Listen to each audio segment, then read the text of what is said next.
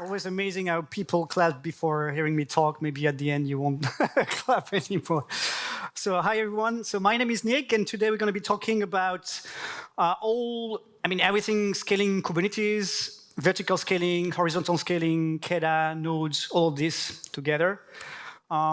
So who am I? So I'm the head of the DevRel team at Spectrum. Team, it's just two of us. So it's not really a team. And actually, my colleague was supposed to be there today. She's from Nigeria, but she had issue with her visa. So yeah, all on me today. So I've been spending the last 6 years on Kubernetes. I've been working in different parts of engineering, both on the network side, so CNI, on the storage side, the CSI, and now more on the Kubernetes infrastructure part with the Spectral Cloud.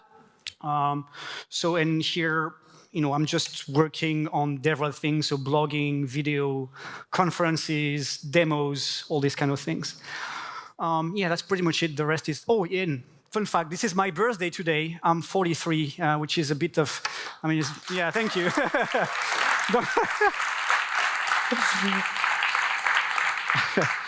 I find it depressive, to be honest. Like, getting old is not cool.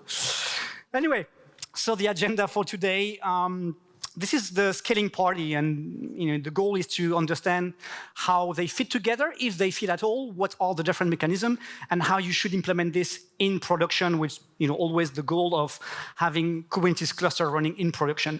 So we're going to start with some basics about scaling and how to do it potentially manually in Kubernetes, and then we'll why you should do it, and then we'll go more in details into every pattern.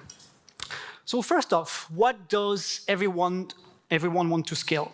So I will start with the last point, which is, yeah, it's a trend, right? You deploy your Kubernetes cluster, so everyone wants to scale the cluster, everyone wants to automate things, you just want to do it because you can, right?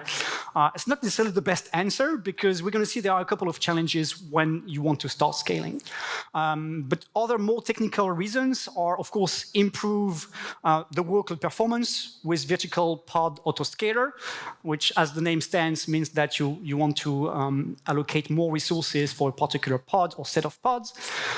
Then there is, you want to improve availability for your cluster on top of the performance. Then you want to scale horizontally by increasing the number of pods. That's another pattern. And of course, as the cluster gets filled by HPA, by VPA, you may want to increase the number of nodes as well. In that case, this is Cluster Autoscaler, or CA for abbreviation. So HPA, VPA, CA. I'm going to repeat those words a lot, so this is the abbreviation. Cost may be also another good reason why you want to implement autoscaling, because, of course, the idea is to scale up or scale out, but also scale in or scale down when you have time where the Kubernetes cluster is a bit more quiet. You don't necessarily want to consume and to pay for all these costly cloud resources if you're on public cloud, or maybe you want just to optimize your resource usage if you have your own physical on-premises data center. But before going there are a few challenges. And by the way, all the images were generated using DALL-E and some sort of abstract concepts, and I find it very, very nice. But I think at the same time it's a bit dangerous for artists, because I'm not an artist. I didn't draw that. It's just an AI. Yeah, but that's another topic.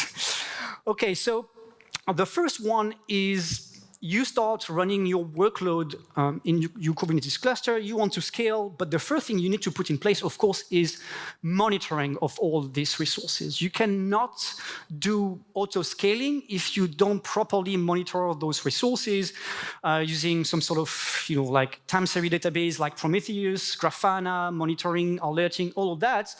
Or alternatively, if you have in-house developer, so if you're part of a company who develop applications inside Kubernetes and your developer are up to date. I don't know if that really exists nowadays, like developers starting to love Kubernetes. Usually my experience with developers is that, people who are just coding every day, their application, they don't necessarily like Kubernetes. They find it too too complex. But still, if you want to optimize, bottom up from the application to the cluster, then you may want to implement and to expose your own metrics within the application by exposing API endpoint. And this is really key when we're going to see HPA, KEDA, all of that. It's really a good practice to start with the code. And as many things in Kubernetes, of course, Kubernetes is a de facto cloud operating system, but is very, very tied with your application. So like many things, it really starts with the code. So bear this in mind. Now, some of the patterns we're going to see, they don't necessarily take into account the resources that are available in your cluster, right? So you may want to allocate more resources depending on the recommendation, and that may be sort of orthogonal to your cost, provisioning. Like if you don't have a lot of budget for your cloud, and suddenly you have HPA, I want now this deployment needs to scale to 20 replicas, and it happens 10 times, and as a result, you maybe, need 5 more nodes or 10 more nodes, is going to increase your bill, right? So having a fully automated system may be dangerous, so you have to put some sort of safeguards in place. Another concern is now you've got all those requirements, how to automate, which is obviously the topic of this talk, and also which are the components that you need to scale. Do you want to scale your deployment, your stateful sets, your cron jobs, your jobs, all those kind of things, right? So it's not as easy as it seems, with Helm and Kubernetes manifest, we can install things very easily, very fast, but it requires a bit more configuration if you want to do it properly. So everything I'm going to talk about today is kind of overseen by a SIG group in Kubernetes. And you have the link that is there, and this is SIG Autoscaling. You're going to see on the GitHub repo, there is a cluster Autoscaler, there is VPA, all those kind of, and KEDA is a dedicated CNCF project, but you can find a lot of information there. So let's start with the basics. Right? How do you scale replica or pods in Kubernetes if you were to do it manually? So hopefully everyone is familiar with that command. So kubectl scale your deployment, and then you can just specify the number of replicas. Very easy. Imperative approach, but of course you may want to prefer a declarative approach for all the benefits, GitOps, checking code into your repositories, implementing version control, all that very important. So it may be better to do this in a declarative way. And we're going to see like some of the updates that Kubernetes 1.27 has brought in terms of capabilities and in-place replacement. But basically, try always to keep that declarative approach. So this is for pods. About nodes, you can also manually, very easily add nodes into your cluster. So with kubeadm, like just you take the token as a parameter, your hash of the certificate, and this is a control plane node. If you want to add a control plane, you just specify an extra parameter, and then just the IP port, whether it's a control plane node or just a worker or workload node, then IP port, right? This is the methodology with kubeadm, but of course, if you're using any other tool like Terraform, Cluster API, KOps, Carpenter, which is a sort of autoscaler from AWS, open source one, then it's usually also easy to do it using this provider. So I don't know, how many of you are using like raw Kubernetes cluster deploying with kubeadm today? Just out of curiosity. No one? No one is using kubeadm? Well, that's a big change compared to a couple of years ago. So who's using cloud? Data center, physical data center? A couple of you, not that much actually here. And when I say cloud, managed Kubernetes, like EKS, GKE, all of that, non-managed, so VMs, a couple of you. So, that's a very good poll. So that means most of you guys are using managed Kubernetes in the cloud. That's good to know. Which is usually as easy as adding a node into the node pool manually, or you can also enable autoscaling. But of course, we can do better, right? We can automate all those autoscaling action, all those scaling action by using a couple of tools. So first, Cluster Autoscaler, project from overseen by SIG Autoscaling. The goal is to adjust the size of the Kubernetes cluster when needed. Mainly, it does interact with cloud provider or KPI or cluster API. If you're using a cloud provider, so maybe you don't even know if they are using cluster API or not because you're just consuming it as an end user. So if we talk about the function, the feature itself, it's a deployment that is running on the Kubernetes control plane, and it add or remove nodes from node groups on demand, right? So we're going to see an example with Cluster API and how it fits into the big picture. So who's familiar, by the way, with Cluster API? Couple of you? Okay, so I'm going to try to keep things simple for Cluster API. If you don't know Cluster API, I would say it's the foundation nowadays to programmatically deploy Kubernetes cluster just by using custom resources. So everyone is familiar with custom resources?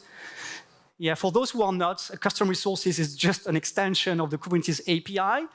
It's basically making anything first-class citizen inside Kubernetes and then managing that special custom resources with Kubernetes native manifest. Cluster API introduces a new resource in Kubernetes, which is a cluster. So effectively, Cluster API allows you to provision Kubernetes cluster from a Kubernetes cluster that we call the management cluster. So you have the management cluster and you have the target or destination clusters. So the idea of Cluster Autoscaler is pretty simple. It's just going to monitor for pods that are in pending states.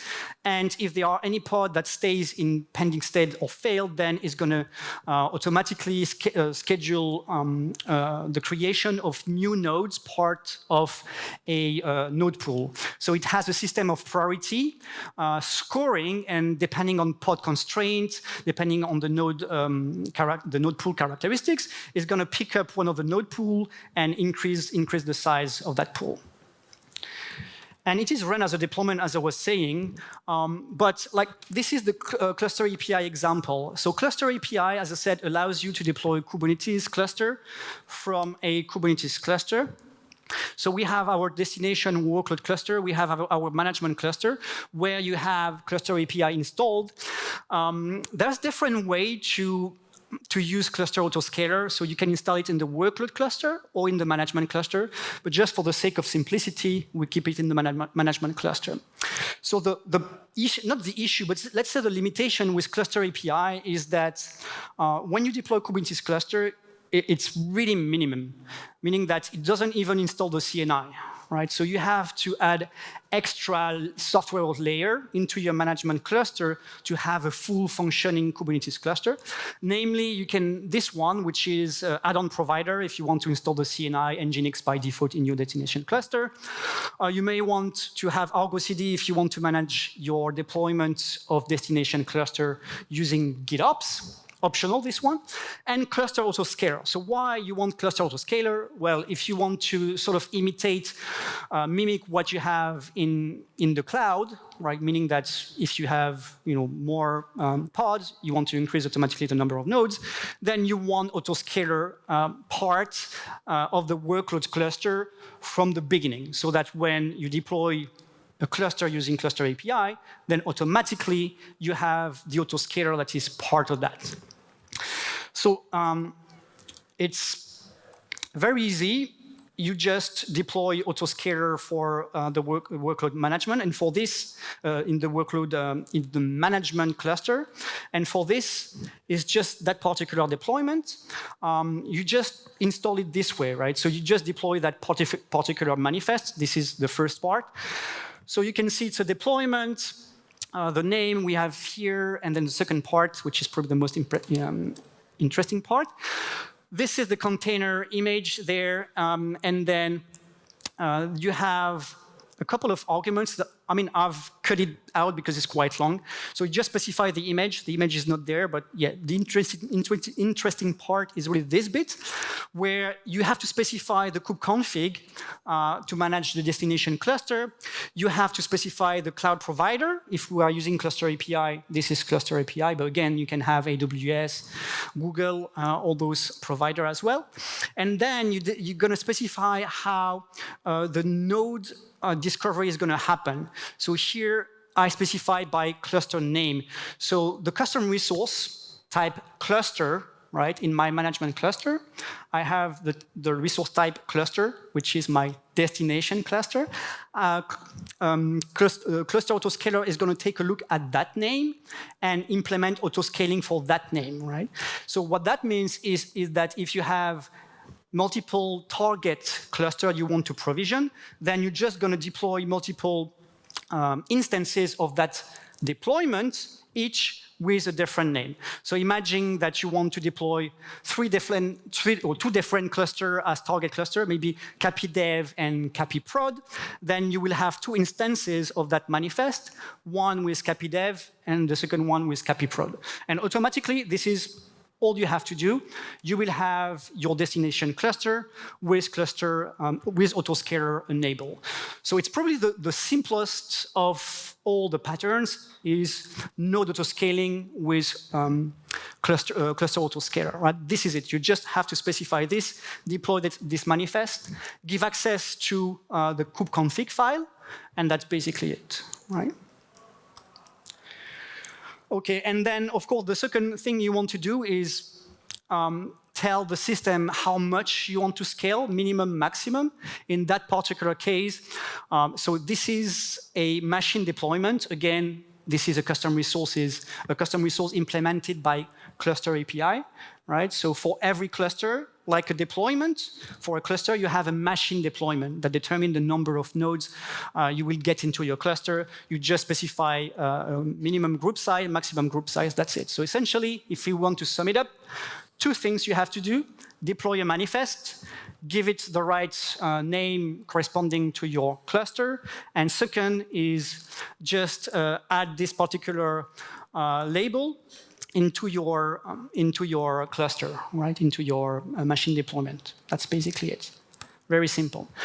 So now talking about pods. So now we have a way to autoscale our cluster. We want to scale our pods. So again, we're going to start with vertical scaling. So that particular pattern means that it's going to adjust pod CPU and memory requests and limits based on the real-world usage. So what that means is not going to change the number of pods, it's going to change the requests parameter into the pod. So you guys, who is familiar with requests and limits in pod? Everyone, yeah, that's good, because you should always set them when you're deploying, except if it's for development, but in production, always set requests and limits, especially when using VPA, HPA, or any sort of autoscaling mechanism. This is key, right? If you don't have request and limit, for example, some of the patterns here won't work at all. So vertical pod autoscaling is not part of Kubernetes by default, which means that you have to install it, and it's going to create a custom resource definition called vertical pod autoscaler. So, and the components of VPA, there are three of them. There is the recommender. So the role of the recommender is going to initiate and compute recommendation or new recommendation for your pods. You have the updater, which checks the pod resource allocation. And if an update is required, it is going to evict the pod for rescheduling. So I say evict, right? So VPA, when changing resource requests and limits, this is disruptive. So it means that the pod is going to be deleted and recreated, right? So bear this in mind. This is disruptive to some extent. We're going to see in a minute. And then we have the admission plugin or admission controller, which is always classic when you have a custom resource. You have the custom controller looking for new resources and implementing changes. This is exactly the same here. The admission plugin admission controller is a mutating one, meaning that when the pod is evicted and recreated, it intercepts the request before it's scheduled to change the request and the limit. So how does that work? So VPA, as I said earlier, is going to monitor the metrics from the metric server. So again, the metric server doesn't come by default into Kubernetes. So you have to install it yourself. Again, simple manifest or via Helm. Once you install the metric server, you're going to see, so you essentially have new APIs available for Kubernetes that autoscalers can use to compute those metrics into new recommendation. So this is what's going to happen here. You have the metric server that can be consulted for metrics. Then you have the vertical pod autoscaler that's going to monitor those metrics and potentially may update the pod specification, and that is within your deployment. Once it is done, then the admission controller or the admission plugin will be responsible to update this, evict the pod, and recreate a new one. All right, so here is a quick example of the syntax. You can see here the new kind, right, the custom resource. Then in the specification, very easy again, you just say that I want the target reference, which is a deployment. You give it a name, and then we're going to check what is happening here, the different mode for VPA. So first off, we have initial, which assign resources, requests, and limits only at pod creation time, meaning that if the pod behavior is changing, it's just going to recommend, but it's not going to apply those changes into a production, so not changing anything. You have off, which basically means that you're not going to do anything except for the recommender. So if you just select off and then do kubectl describe the VPA object, you're going to see that in the status of the object, you're going to see the recommendation. And then you can update that recommendation manually during the next rollout of your application. Usually this is the pattern that is suggesting as a best practice for production. Turn it off, just check the recommendation, and based on that recommendation, for the next rollout, when you're sure you have like a sort of maintenance window, you can implement those requests. And then recreate an auto, which is disruptive, meaning that it's going to evict the pod and recreate a new one. And VPA supports both stateful sets as well as deployments. So if you have stateful set, be careful, because deleting your pods may have some consequences. OK, so a couple of news for 1.27, which was released a couple of months ago. The pod specs resources are now mutable, which means that VPA in the future, I've checked, it's still disruptive, but in theory, now, because we have this field that is mutable, meaning that you can change the request of a pod live without having to evict the pod. But last I checked, it's still not implemented as part of VPA, but in theory, this is feasible. So in the near future, in the short future, it should be non-disruptive as well, which may be better for some of the use cases. So we have now HPA. HPA, as opposed to VPA, is part of the native Kubernetes ecosystem, which means that in terms of the controller, it's managed by, everyone knows, if it's native, by no one. OK. By the controller, you're scared, maybe. It's the controller manager, right? The global controller manager that is managing all the native Kubernetes controller, manages as well, as the other controller, the HPA controller. So you have this object, which is not a custom resource, which is a native resource.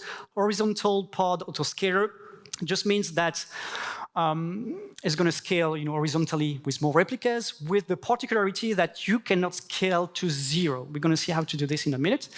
And it supports both resource, so resource means CPU and memory, as well as custom metrics. So custom metrics are just an API in Kubernetes where you can, an API endpoint, when you you can implement your own resources via a Prometheus adapter, like request per second or number of user connection, all those kind of things. And then you can monitor this and use HPA to scale the number of pods, but pods only, right? So how does it work? Very easy, that one. It's going to monitor, same thing, the metrics, custom or standard resources. And then HPA, the controller, is going to check this and change the number of replicas, create and delete pods on demand. So by default, it looks at the resource utilization. And as I said, it can use custom and external metrics for more advanced usage. External, meaning that it can be outside of Kubernetes. So you can also implement this API, external.metrics.kdes.io. So register your metrics within that particular endpoint and leverage this in the manifest. So in terms of the algorithm, I mean, this is not a bad word. It's very simple. Here is an example.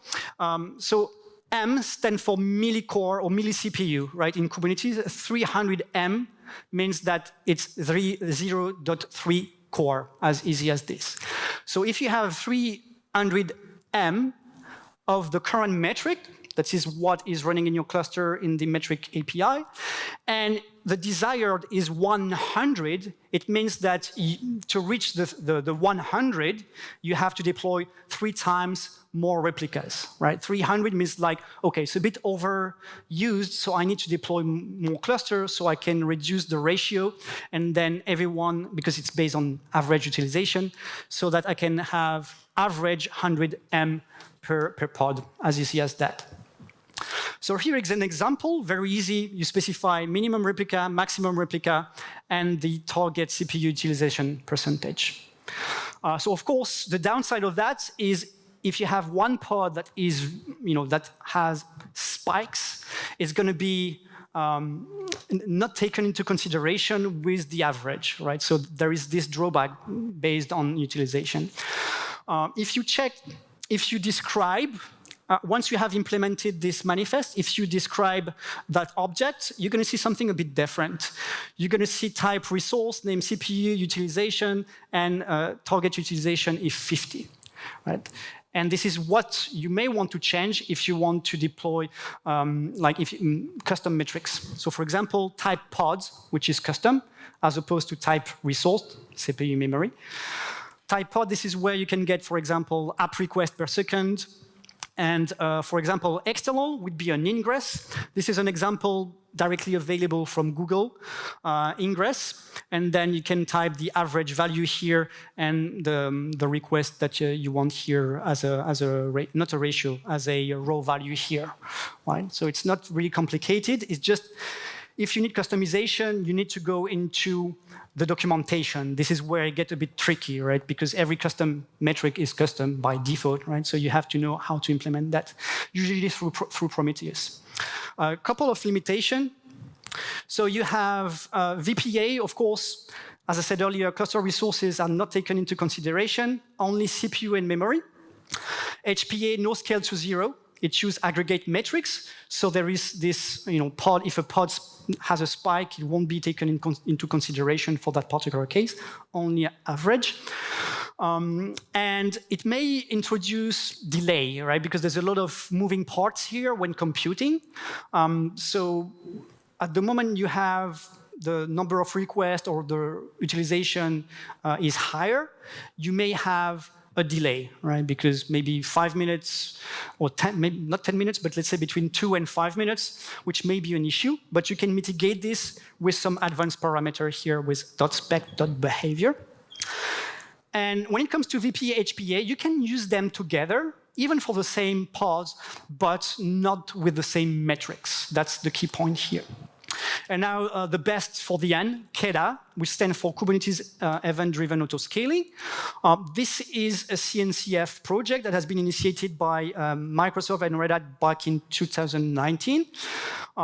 And its role is to create HPA object that we've just seen, but this time extending it to event that you can monitor outside of Kubernetes or inside as well. But typically, they call it scalers, and they are exposed as custom metrics. Remember, I've mentioned the external.metrics.case.io when I talk about the scaler before. They are implemented as this particular API. They are exposed there. All those scalers, Kafka, HTTP, RabbitMQ, you can check on their webpage. There are hundreds, maybe not hundreds, but a lot of them. Super customizable. And the benefit of KEDA, so first, it's event-driven. And the second one is that as opposed to the scaler we've seen for pods, it can scale anything.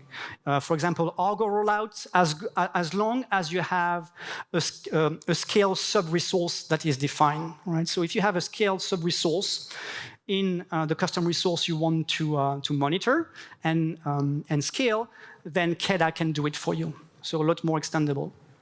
So same thing, this time it's implemented as a custom resource itself. It's managed by a scale object. And the architecture, same thing as before, classic, right? We have the metric server, operator, or the controller. You have the scaler part. And the main difference with HPA, so it's using the HPA controller, right, as we've seen before. So using HPA in the backend for one-to-end scaling, but for 0 to 1 is directly managed by the operator. So if you want to make more saving and have the ability to scale to 0, which is kind of, good to do, then you can use KEDA. It's going to be able to do this for you.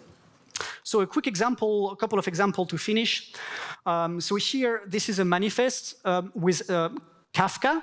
The only difference with the other scalers that we've seen, so you still have max replica, min replica, very easy. It's the trigger, right? So this needs to be so this is registered as a custom metric. Of course, it requires Kafka and just a topic, a continuous group, and the lag threshold. So the lag threshold is the number of message you want to keep unconsumed within the queue.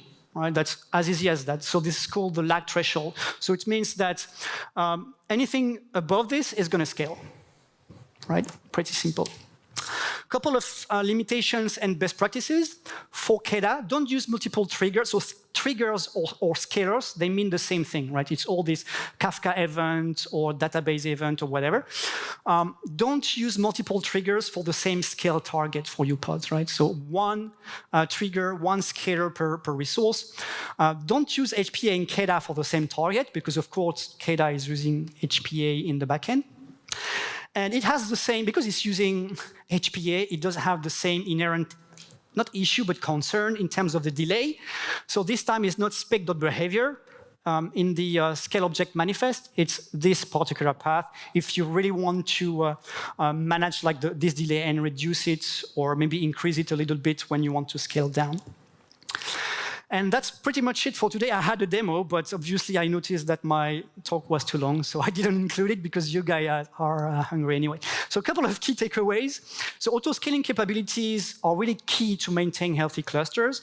As we've shown today, you can do it, but start again with the code if you can. If not, you have to have a basic way to monitor your different workloads. You can start by HPA with off, right? Because and then you can monitor VPA and configure it to off so that you have all the recommendation and you have a baseline to work with. Finally, you want to plan for scaling by exposing metrics in your microservices and exposing those custom endpoints, right? So although we've seen all the default, you can test in development or just to show your developer maybe.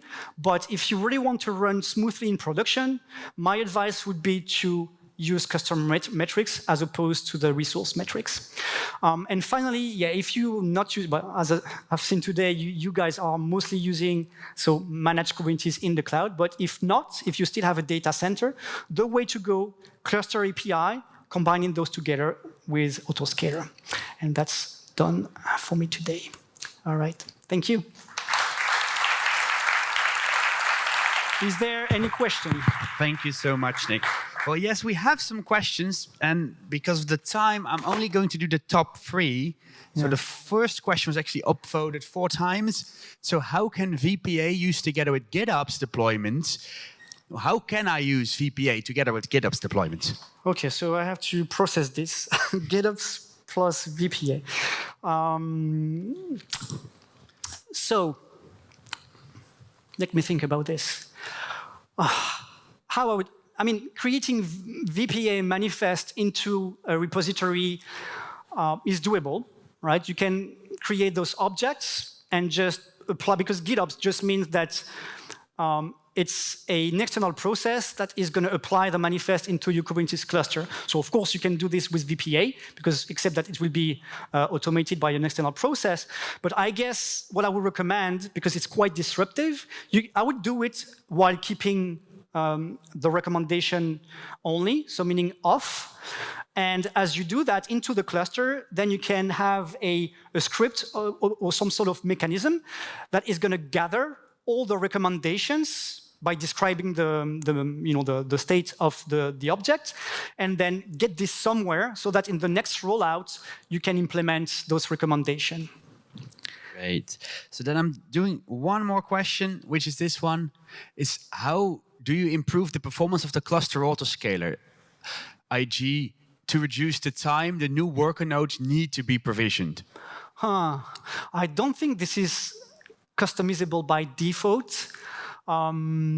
So I guess it also depends on the backend provisioning tool. So if this is cluster API, you're tied to cluster API, right? If it's in the cloud, then you're tied to the process. So if you want to accelerate the process, I would suggest creating node pool with maybe smaller servers or things like that. But I don't think that there are parameters you can tweak within the deployment. I would have to double check, but I would check, like in the deployment of Cluster Autoscaler, you have a lot of parameters, and this is the only way to interact with it. There's no manifest for Cluster Autoscaler. It's just the argument of the binary. So maybe check the binary options if there are anything there. But top of my head, I'm not sure about that. Yeah. Great. Well, Nick, thank you so much for answering these questions. Give it up one more time for Nick Vermande from Spectro Cloud.